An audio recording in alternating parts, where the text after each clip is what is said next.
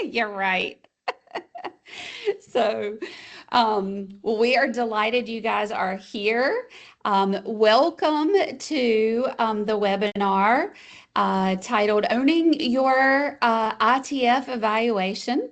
And we're excited to be bringing to you and inviting you into the conversation around practical strategies for instructional technology facilitators. This is the second in the series. We have already had a conversation with your evaluators around the Instructional Technology Facilitator evaluation tool. And so we've given them some tips and tricks, and we believe some permission to do some things differently. And we're going to talk about that as we go through things with you guys today. And we have a little Padlet link on this first slide that we want you to contribute to. And so we'll talk about that as we go through, but want to make sure that you have access to the slide deck first and foremost. And it's on a couple of slides as we go through too, and then want to highlight here on this first slide that the NCEES YouTube playlist is there, and fresh off the presses is that first in the series video recording of the ITF evaluation tool conversation with your evaluators. And so with the administrators who observe you. So if you want to see what that conversation was like and you want to watch that webinar, that has been added here to this NCEES YouTube playlist. So we invite you to do that. So in preparation, Heather, real quick, yes. In preparation for their evaluations, it may also be helpful if your principal or evaluator, whoever it is, has not had an opportunity to participate in that. In preparation for your pre and post conferences, it may be beneficial to share that recording with them as well. It is out there, free and available. Yeah. Good point there, Jordan. So who in the world are these people talking to you? As I mentioned before, it's great to see some familiar faces on here, but I am Heather Pinnica, extremely blessed to know many of you, but also to currently serve as the Digital Learning Program Section Chief, which means that I get to work with all the amazing regional consultants across the state and support a lot of you all, or who support a lot of you all across the state. And so I'm going to pass it to Jordan, who is one of those amazing regional consultants, and let him introduce himself. And then we're going to introduce another amazing person who's joining us today too. Good morning, everybody. I'm Jordan Caldwell. I am the Northwest regional consultant. So I live in Catawba County area in Conover and serve everything all the way up into the high country. So I tell everyone I have the best region in the state. I have worked with some amazing people. So I'm glad you all were able to join us. I've been in one of those school level media / tech positions in my past for 2 years at an elementary school. I've also worked in a district level instructional technology position as well. So I hope we can share some insights into the evaluation process today. And I'll turn it over to Jennifer.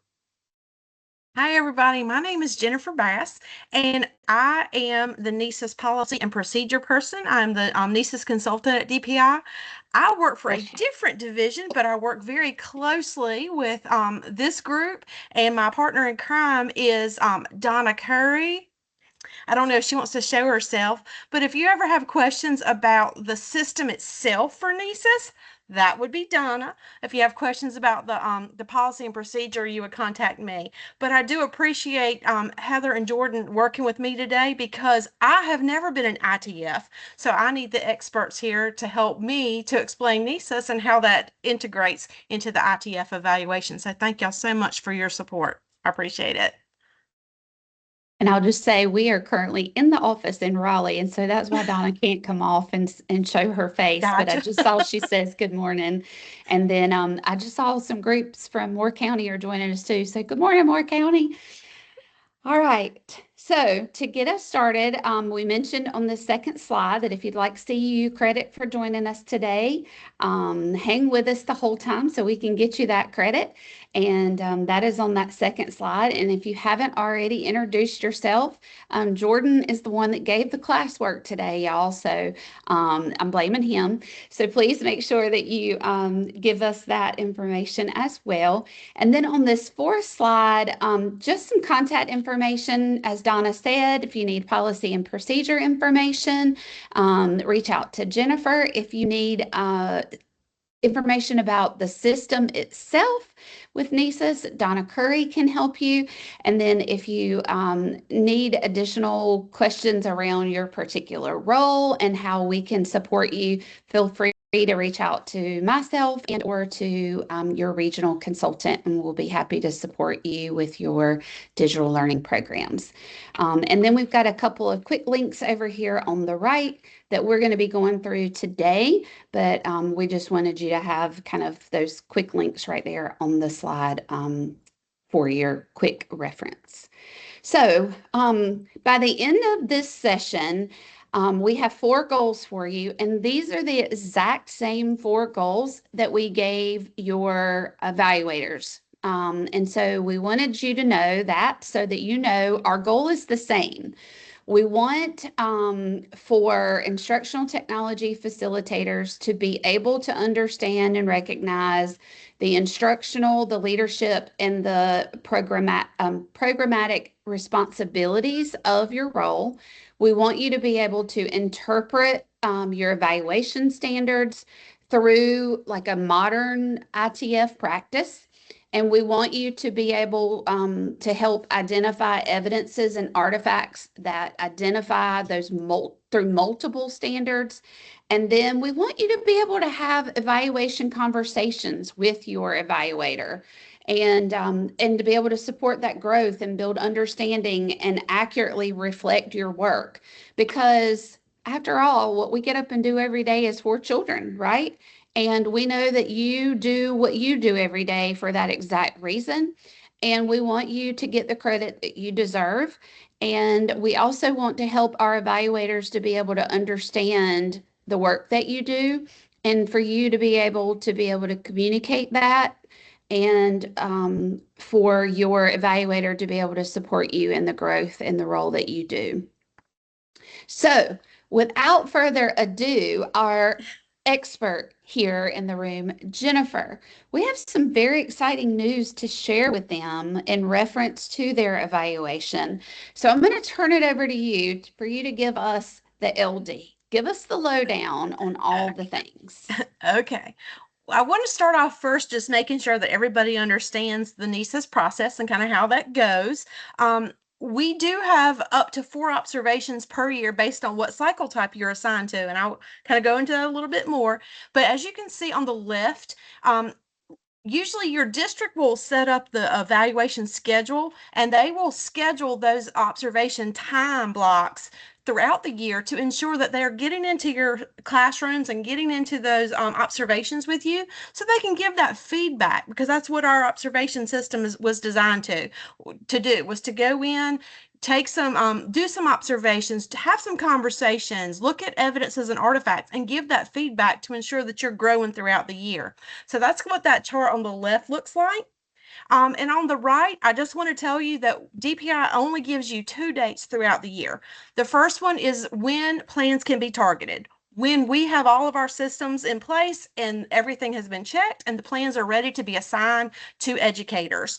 And the only other date that we give is the archive date, which is at the end of June. And when we say, okay, that's it, we're closing everything up. And once that happens, we cannot open anything back up. So those are the only 2 dates that DPI actually stipulates: when we can assign plans and when we're going to archive. Everything else is based on your district plan. That's your orientation dates, your observation dates, your BT observations, and all those requirements are all dependent on your PSU calendar. So if you go to the next slide, I'm going to talk to you a little bit about some changes and updates that we have for you. If you are not aware, Eval 004 was taken before the school board, the state school board, and it was voted on and approved some policy updates. So now it is titled the North Carolina Educator Evaluation Process rather than teacher. And the reason for that is it now encompasses all educators that have a professional license, professional teaching license, are encompassed in this new eval. The changes will take place immediately, and I'm going to talk to you a little bit about what those changes look like for the ITFs, what it means for you, because some big news here.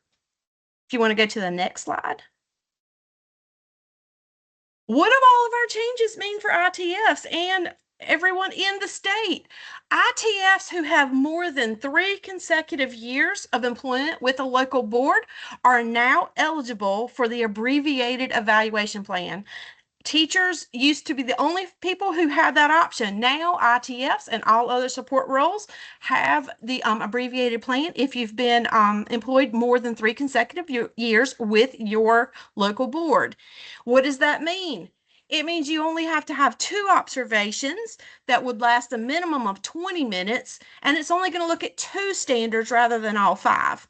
The ITF standards that we're going to be focusing on for the abbreviated plan will be standards 1 and 4, and those focus on leadership and instruction. And we'll be talking more about those standards as we move through this webinar, but that has a change that has taken us 2 years to actually get to. So you now have an abbreviated cycle that is available to you as an ITF. And y'all, Yay. this is huge, huge, huge for our state. For the first time ever, there are other roles that may have an abbreviated evaluation besides teachers. And so, as Jennifer just said, this has been 2 years in the making, and many of you were part of the initial conversation that we brought to you 2 years ago.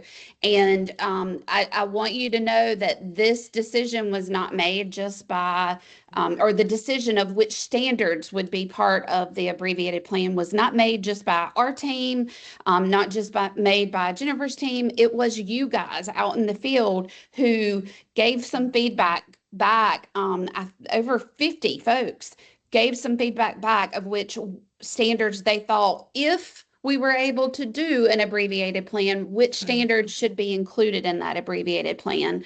So I want you to know that, we didn't just throw all the 5 standards in a hat and draw out some. We didn't just decide that amongst our team, that there were folks from the field. And some of you may remember that from 2 years ago, that you were asked, hey, which standards would you want in an abbreviated plan if we were able to have one? And that if has finally come true. So I just wanted to lift that up too. Thanks, Jennifer. You're welcome. And for additional context, because I know there may be individuals in kind of a split media / ITF role, Good point. this applies to both the ITF standards and the media standards. The media standards now have the abbreviated observation as well. Standards 1 and 4 for those as well.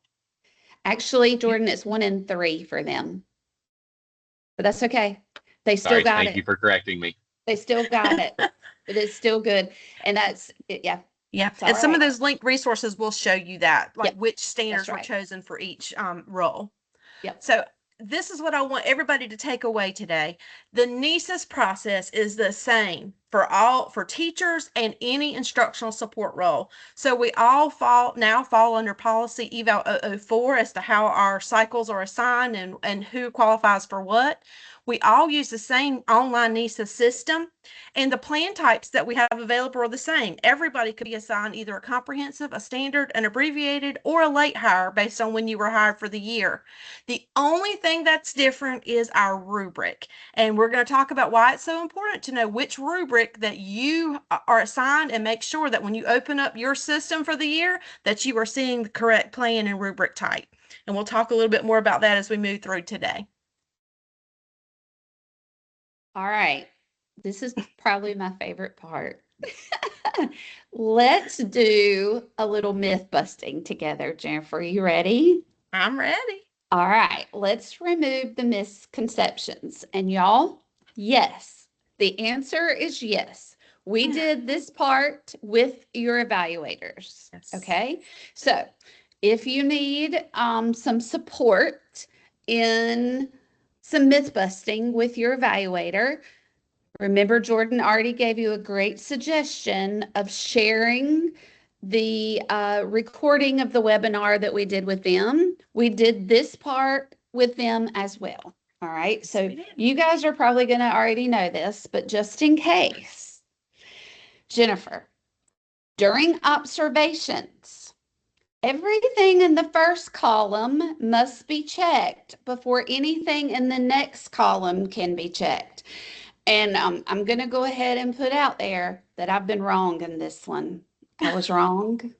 I was wrong.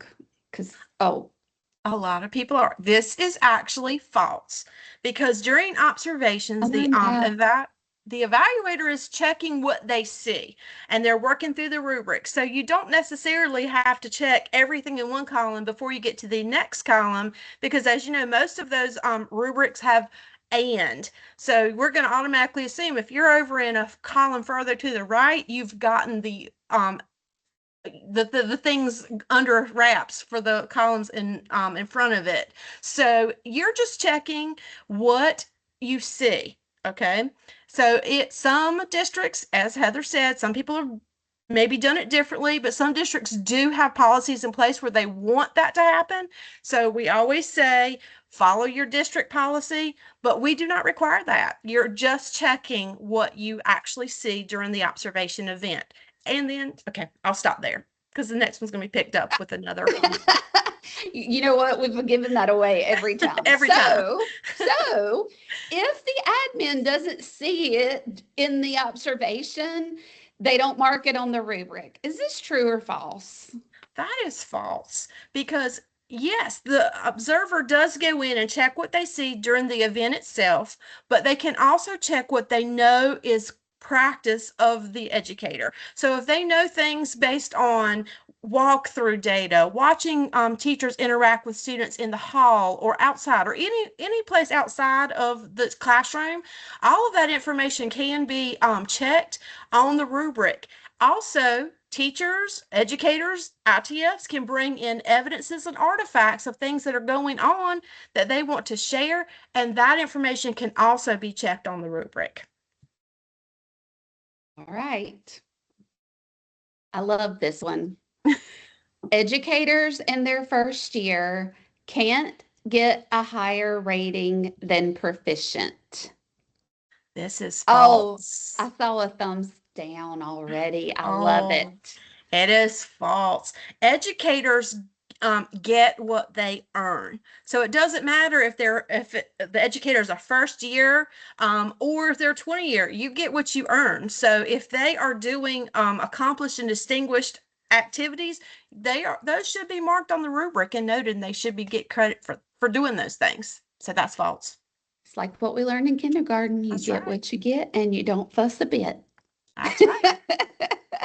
All right.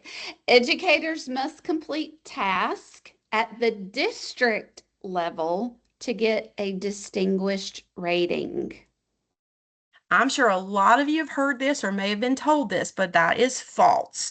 The distinguished rating, if you look at the descriptors under there, nowhere does it say you must present at a district level anything. That level just means that you are sharing outside the confines of your classroom and you're helping others to learn. So that is false. Love it. Love it.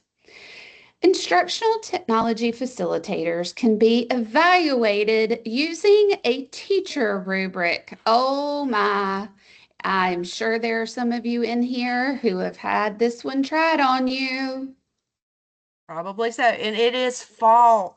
An instructional technology facilitator rubric and the expectations are not the same as that of a teacher. So if you have accidentally been given a teacher rubric, make sure you don't start your plan. Make sure you let your principal know so that they can switch that. And please note, it will take an overnight process, but do not start your plan if it does not say instructional technology facilitator.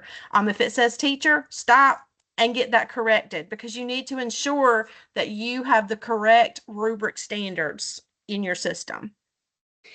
And you'll see here we got a calendar. Make sure from day one, it can be fixed, Yes, but it it is can. much harder to fix if the process has already begun. You in your role are an instructor. That is part of your role, but you are more than that. And don't forget it. So make sure that your rubric says Instructional Technology Facilitator and not teacher. All right, we're done harping on that one, I think. That's right. I'll get off that soapbox. All right, school-based. This one's a good one. This is why Jordan made us do classwork, y'all. This one's good. Pay close attention. School-based instructional technology facilitators can only be evaluated and observed by the principal. Dun, dun, dun. Dun, dun, dun. That's also false. A lot of you in the ITF position may be observed by somebody at the central office level. So it's whoever is assigned to you can be your evaluator. I don't know if you guys want to add anything to that, but that is false. It does not have to be the principal of the school that you might be assigned to or work in, but hopefully the principal will be adding to and giving some feedback to whoever your evaluator might be when they're doing your observations. Yeah, when we were planning for this, we've had great conversation around the input. So when I was a chief technology officer, I would want input from the principals that where our ITS or our digital learning specialists were working, because the principals knew the impact that those folks were making in their buildings as well. And so they too can be observers and evaluators and give you insight into what those folks are doing. They see the impact that's happening within their schools just as well. And so there's nothing that says if they're school-based or they're district-based that they're limited to just those evaluators in those particular, quote, buildings or the way that they're assigned. So you guys, your reach is so far and beyond just the person that you are assigned to.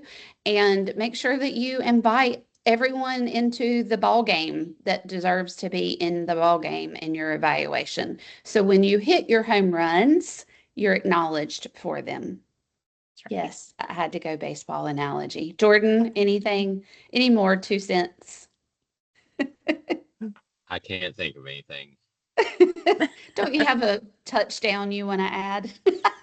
Sorry. It's not that time of year yet. All right. All right. If the admin doesn't see it in the observation, they don't mark it on the rubric, y'all, we're just lifting this one up again.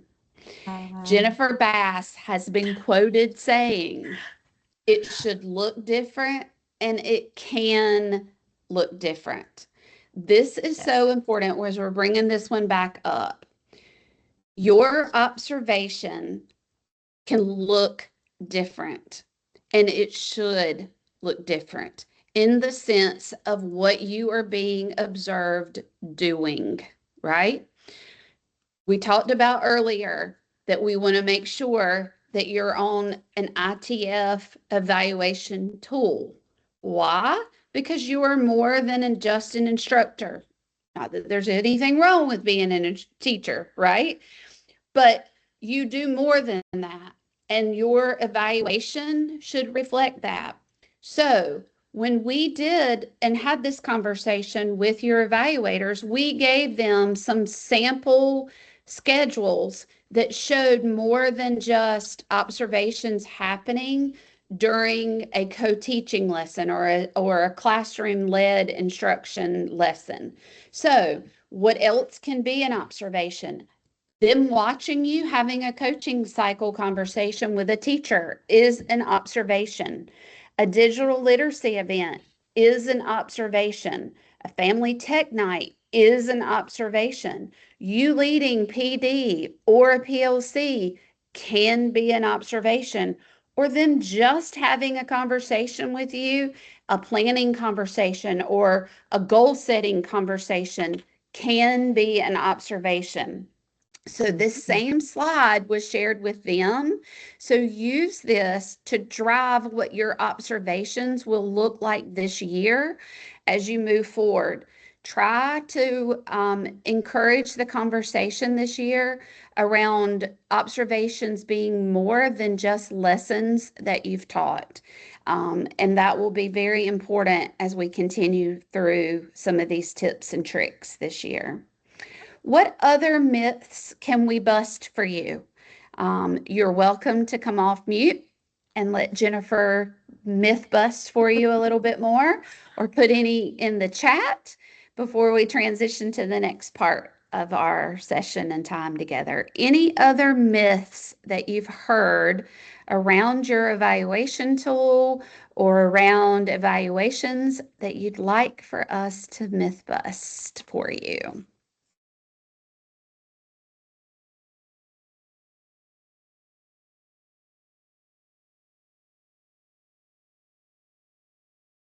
All right.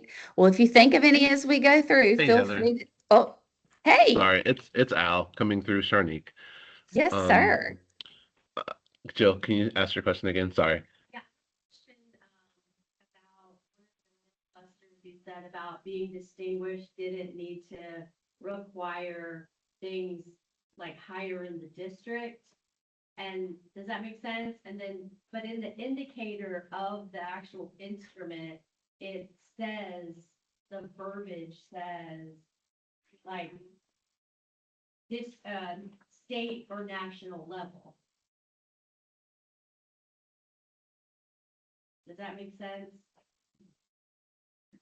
So it would depend on which standard, but Right. so I think what, Not that one, but Are they looking up the specific standard?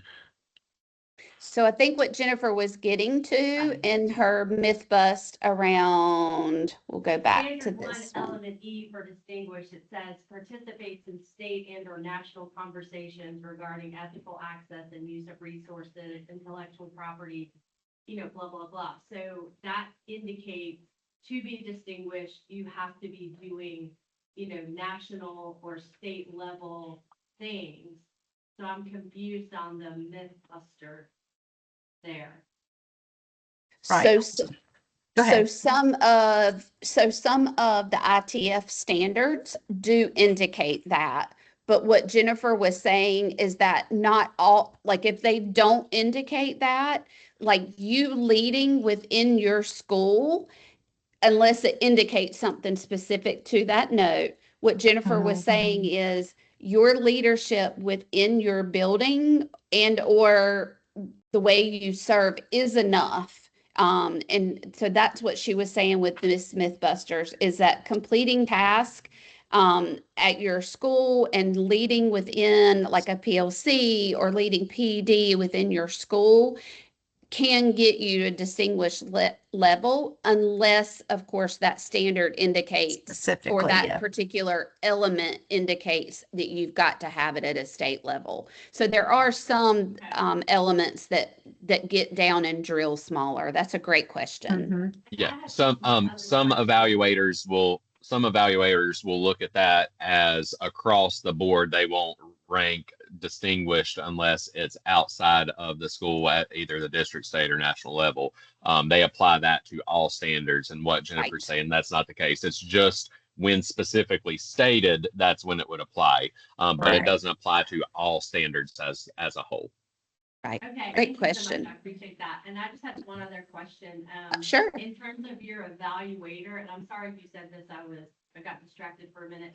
In No terms worries. of who can evaluate you and your mythbuster about it being principal or admin, is there a criteria that evaluators have to evaluate you, or is it who gets assigned to you? Jennifer, could you hear that? Are there criteria as to who can be assigned to you? Is that what Yeah, you're asking? Some sort of something that they need to be able to be your evaluator, or like a training or certificate, or they have to have an administrative license, or can your evaluator be anybody? Actually, your evaluator does not, it could be assigned somebody, it could be assigned to someone like at a central office. It doesn't have to be a principal per se, but it could. You actually could have several people assigned to be your evaluator. You could have like principal, someone at central office, or if you're assigned a peer, if you're newer. But no, there's nothing. Hopefully, we are having these webinars to educate people who actually evaluate the instructional personnel, instructional support folks, because as a principal, they're probably most familiar with the teacher rubrics, and we want to make sure that they have a better understanding, if they don't have an ITF background, that they have a better understanding of the standards and what they're actually looking for. But this is why we're having this particular webinar, so that you, as the ITF, who do have a good understanding of what you do in a school or a district and of your standards, that you can help to educate those evaluators for you, so that you're leading that and you can actually lead those discussions and talk to them about what you're doing, why you're choosing to do those things, and how that actually impacts your staff, your students, your schools, and your district. So this whole thing was put together to educate everybody who's going to be involved in the evaluation process.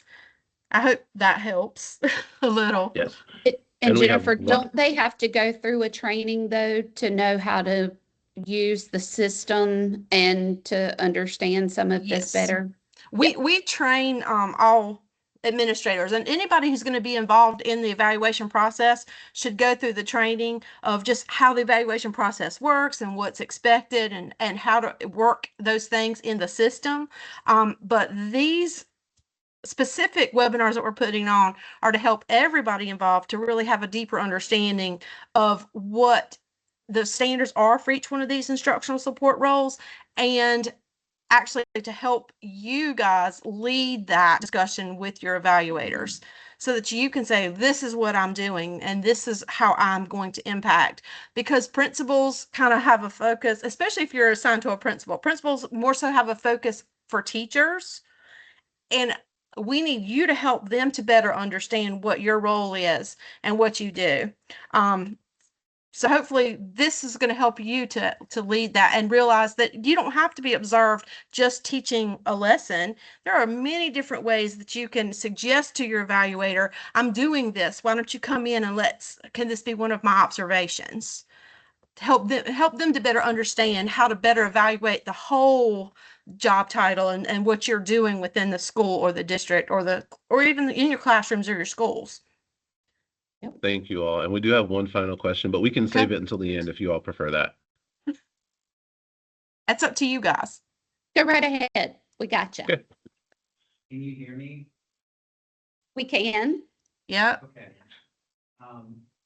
I have a few myths that I'd like to share. If you Okay. can hear me. One is the myth that evidence can only be admitted at the summative evaluation and not for each of the observations that lead up to it. That is a total That's myth. a myth. Okay. There's a lot of administrators that don't know that. Another myth is that because it's about growth, that you need to be scored lower on your initial observation so you can then be marked higher for your summative at the end. That's a myth. Yeah, just let me start with, I've been preaching to principals and ensuring that the educators know you're not rated until the very end. The only thing that we're doing during observations is checking the rubric and the descriptors of what we know and what we've seen and what has been shared. But that is not true, because they are just supposed to be marking what they see at each observation event. And then at the end, all of that information is compiled.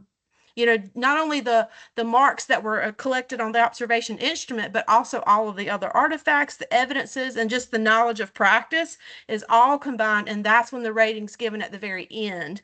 So I don't want anybody to get hung up on I'm rated lower throughout the year, because actually you're just data collecting throughout the year. Yes. And I think Jennifer Mhm, said it mhm. earlier. You get what you get what you earn, regardless what of you whether earn. it's Right. at the beginning And of the so year or the with- end of the year.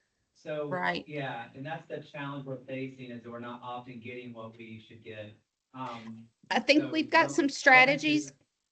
Going to a third myth is that quantitative data is more valid than qualitative data for getting to those higher levels of accomplished or distinguished. We're talking about not just what we see, but the unseen. Both those pieces of evidence are just as valid. So I think you're going to see in the next few slides that we've got some strategies that I think will support you and why we called this session Owning Your Evaluation. Some strategies that Molly Holloman, I'm going to give her the credit, developed for the school library media folks that we adapted for the ITF evaluation tool. And so let's keep going with these strategies and then we'll circle back to this to see what you think afterwards, because this is all for you guys. This is we hear you and we've seen it and we know exactly what you're saying, and want to do all the things that we can do to help overcome all the things that you're experiencing, because exactly what you shared is what we've seen, heard, and know to be the gospel. So let's keep going. And so it brings us to this exact slide. Jordan, I'm turning it over to you. All right. So this is really designed to help you as the ITF to look at how you can coach up your evaluator. Now, if your evaluator does have a technology background, it may look different than if it is a principal. But if you have a principal completing your evaluation, in most cases, unless they have been an ITF in a previous life, they don't have a full grasp of these standards. So it's our job as ITFs to coach them up and educate them through the evaluation process about what that actually looks like and make what you do visible to them. And so really kind of telling your story. So with this, we're going to kind of make the assumption, since everybody in the chat said they were an ITF or in some type of technology role, that you're familiar with the ITF standards and rubric. So we'll give just kind of a high level overview, but what we've done with each of these standards is we've condensed them down to kind of a one encompassing word that you can use to demonstrate here's what this whole standard looks like. Before we kind of dive in, we do want to break down the different standards and parts of the standard, just so we are all on the same page and using the same common language. So there is the overarching standard. Beneath that, each standard will have a series of different elements. So those are some more specifics about what that looks like and how that can be demonstrated. So you can see with this standard 5, which is the reflection one, element B is instructional technology facilitators link professional growth to their professional goals. Beneath that, there then are the ratings of developing, proficient, accomplished, distinguished, and then not demonstrated or observed. So in each of those ratings, there are the individual indicators and descriptors down below that. So these are going to be the actionable, here's what it looks like in the role that you can share with your administrators. These are the things that they're looking for. And Heather has an amazing resource she created that we'll share out in a little bit, where it takes some of these descriptors and standards and gives you the opportunity to document things throughout the year that you do that you can use to support your final evaluation. And it's just the evidence collection tool. So we'll go on to the next. Yep. I want to note one thing here. And actually, it just hit me. I want you to notice here, not demonstrate, and it says not demonstrated, and it says comment required. Use that as a talking point, because participates in global professional learning communities to improve professional practice and student learning. Tell me where an observer can see that when you're working with children, right? So if they're going to come over here and put not demonstrated, right? They've got to put a comment required. Well, you could show this as an evidence. This tool is designed for you to show evidences, y'all. It is designed that way. Okay, so, all right, soapbox over. I keep saying that. Jordan, go. All right, so these are the 5 standards. Again, remember standards 1 and 4 are the ones in your new abbreviated version if you're on that cycle. But the 5 standards, we'll go through each of them and just give a high-level overview. And on each of these, in purple, we have a single word to try and give an overarching one word to encompass the standard as a whole. So standard 1 is about leadership. You as an ITF demonstrating leadership in your role and in education. Going on to the next one, standard 2, it's all about access. So this is knowing learners and how they learn and making sure that your teachers and learners have access to the instructional technology materials and resources, but also highly qualified educators that you have coached up on effective 21st century learning practices and techniques through modeling and sharing and just promoting that overall digital teaching and learning vision. The next one, standard 3, it's all about inquiry. So implementing the instructional technology program as a basis for that inquiry-based instruction or learning approach. Standard 4, it's about instruction. So it's you as the ITF building an environment that meets the individual needs of students. So really going into that UDL, universal design principles, making sure that you honor the diversity of your learning communities, and just building a system that meets the needs not just of individual students, or not meet the needs of individual students, but all students and learners in your schools. And then standard 5 is all about reflection. So that is where we look at what we have done as ITFs. We analyze student learning. We look at that data. We participate in professional development based off of what that data says. And we just reflect on our practice so we can continue to improve, continue to grow, and continue to advance right alongside technology. This is a great resource, especially if you are in one of those hybrid type roles where you are an ITF as well as have some media duties. Say you're a split role, one of those digital learning facilitators that may be half media, half technology. This is a great resource. Or even if you are an ITF that may have a specific class assigned to you that you teach.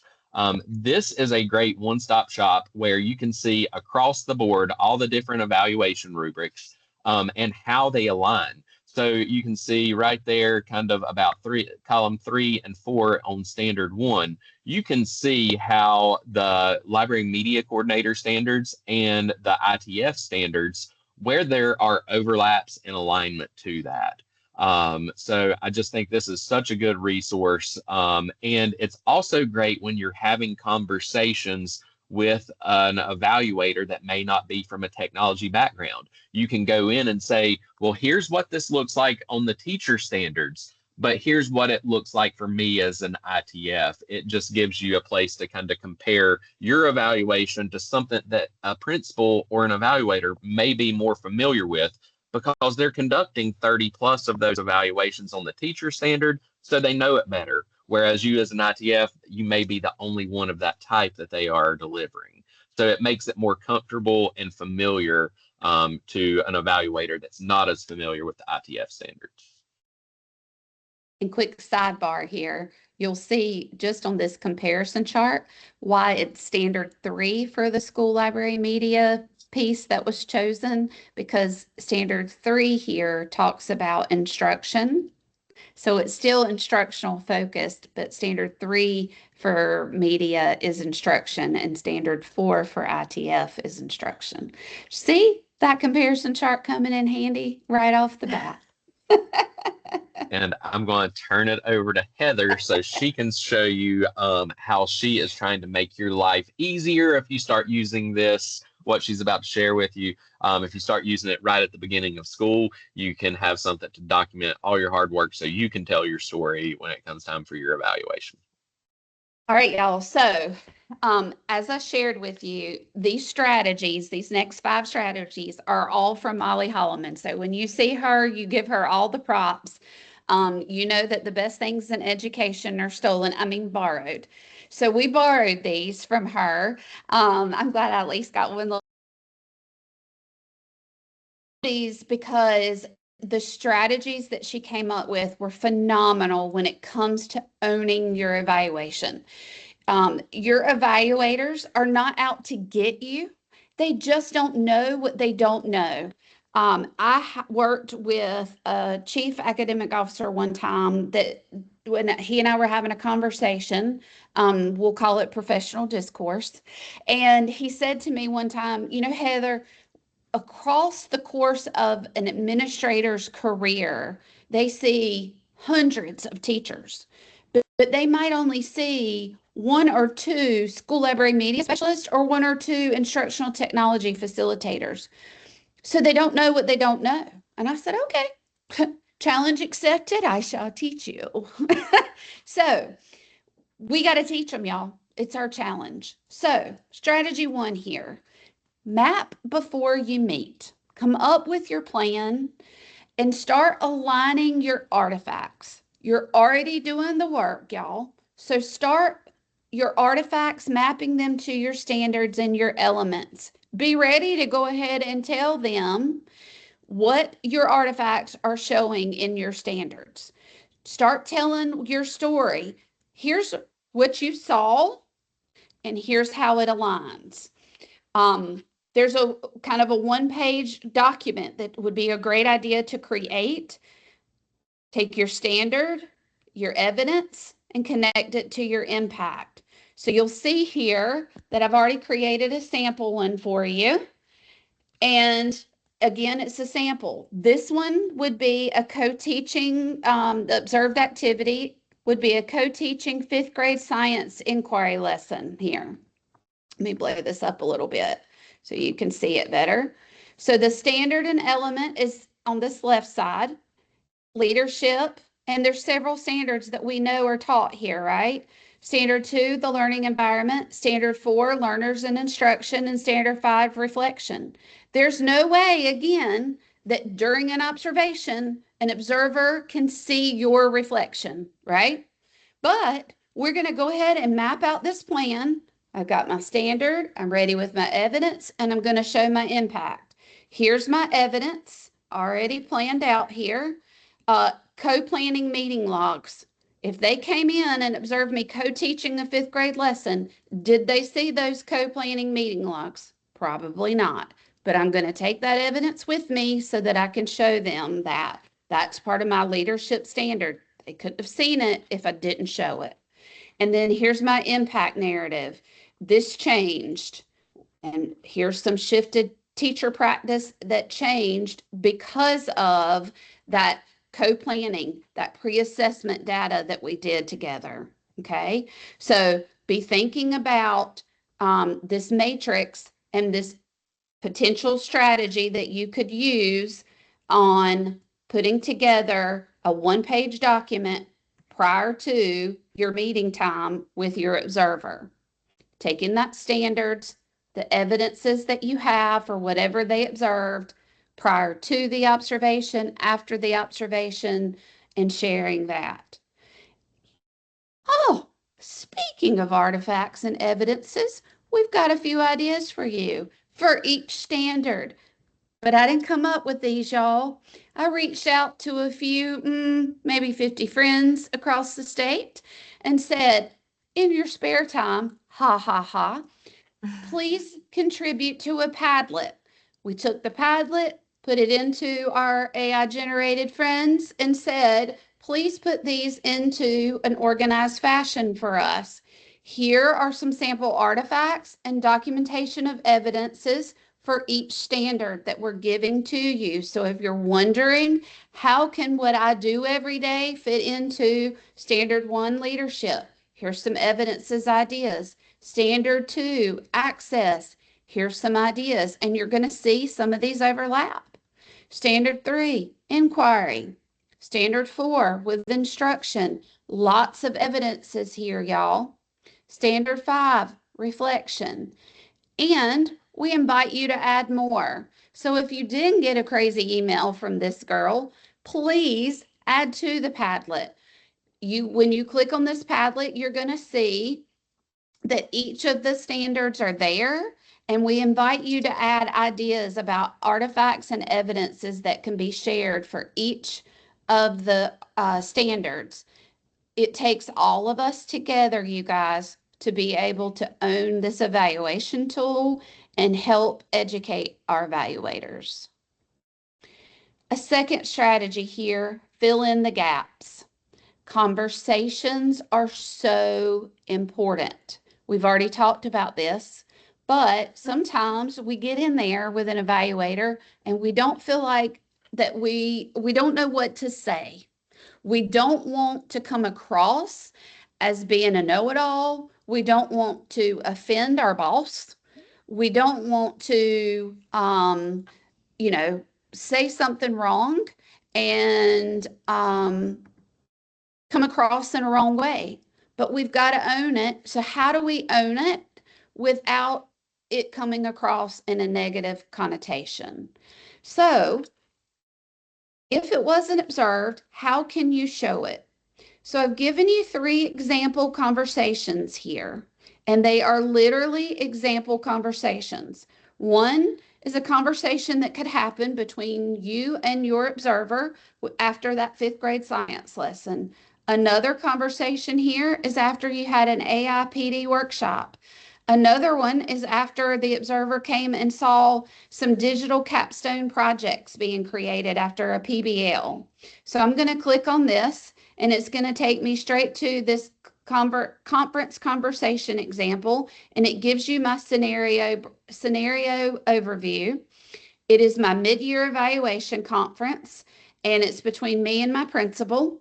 And I have just done a school-wide professional development workshop with integrating generative AI tools and digital formative assessments into daily instruction. All right.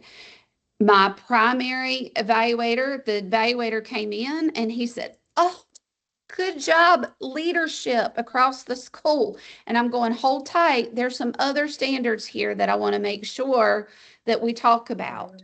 So here is a way that the conversation could go without me as the ITF coming across in a derogatory way. Okay, here's an example of the conversation.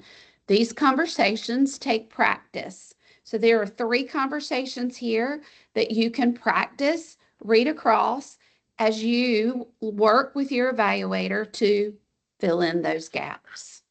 Okay. Strategy 3, translate the work into impact.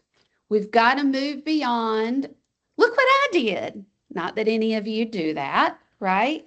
But the evaluations are not just about what you did, but the impact that it had. All right.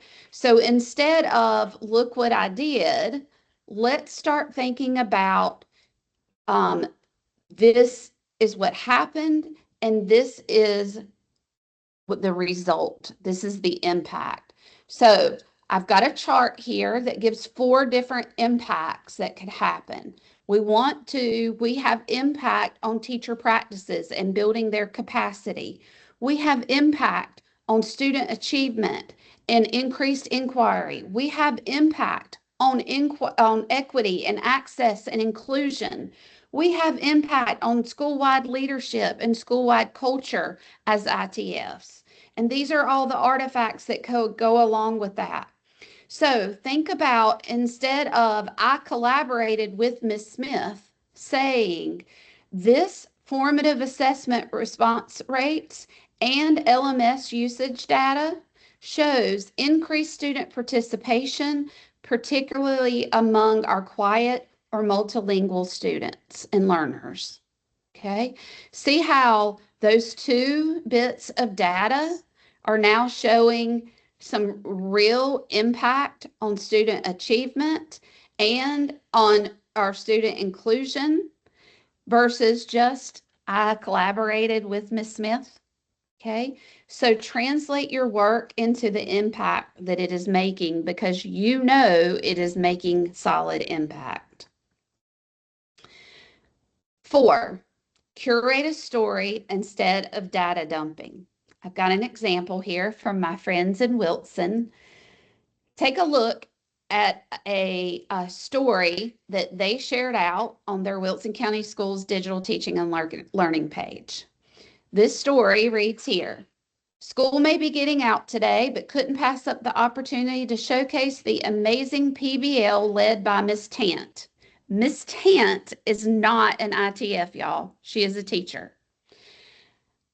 This engaging unit focused on ocean animal needs and wants, giving students the opportunity to solve real-world problems related to sea turtle rescues. It goes on, right? It then talks about students participating in a variety of hand-on activities. They talk about using Book Creator, Spiros, STEM challenges, VR tools. What do they not talk about here? What do you notice about this social media story? What does it show and why does this story matter?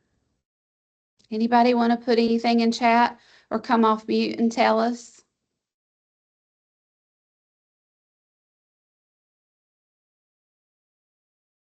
Jennifer, I saw you come off mute. Come on and help a girl out.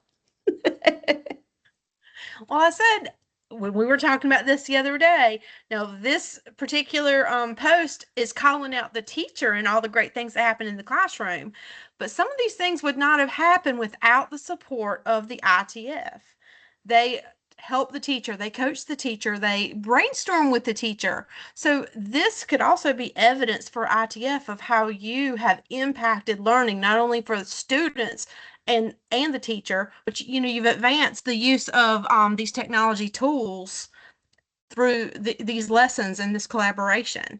So this could be evidence for an ITF easily, especially when you're talking through that with your principal. Absolutely.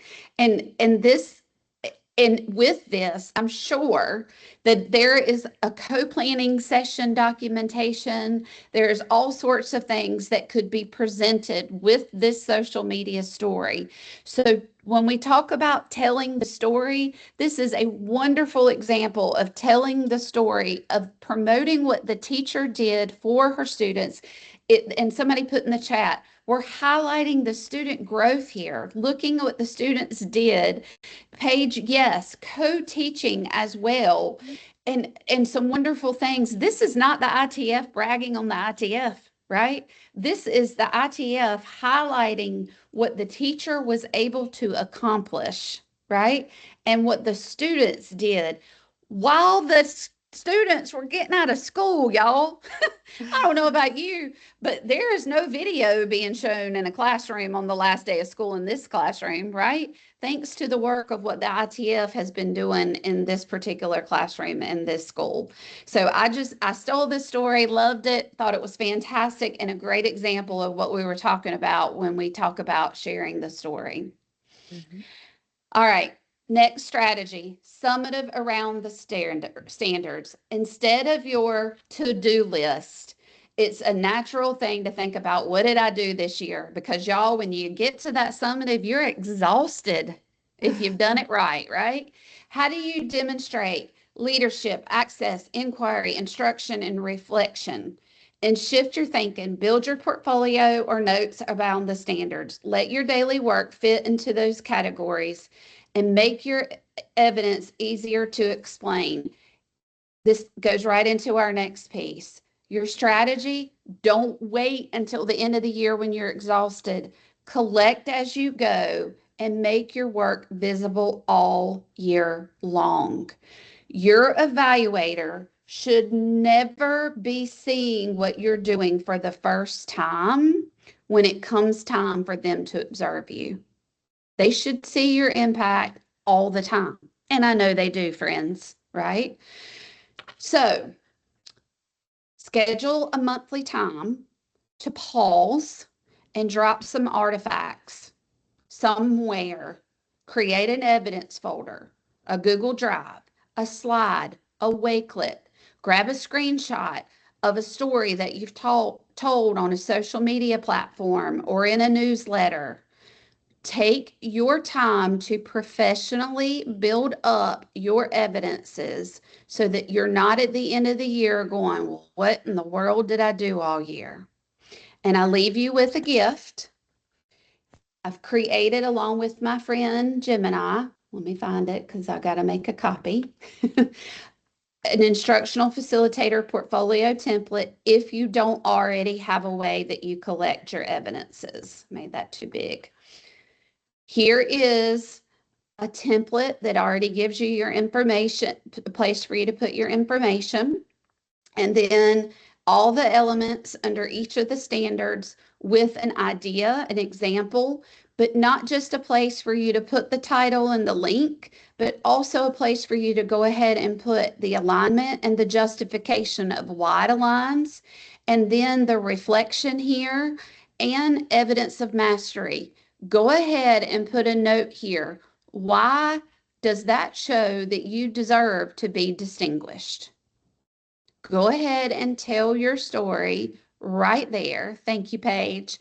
And be ready to pull this out whenever it is needed, rather than waiting to the end of the year, because by then you're worn out, y'all. We are tired.